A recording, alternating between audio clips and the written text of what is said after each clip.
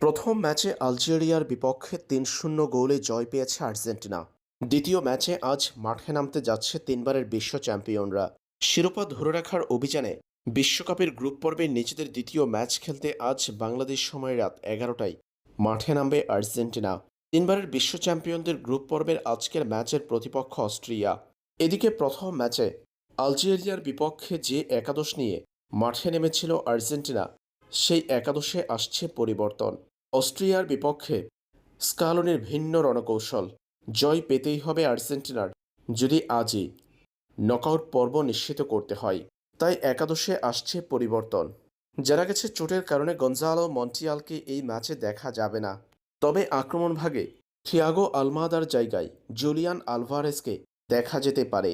আর্জেন্টিনার একাদশ হতে পারে Emiliano Martinez, Nahuel Molina, Cristian Romero, Lisandro Martinez, Facundo Medina, Rodrigo De Paul, Alexis Mac Allister, Enzo Fernandez, Thiago Almada, Lionel Messi এবং Lautaro Martinez.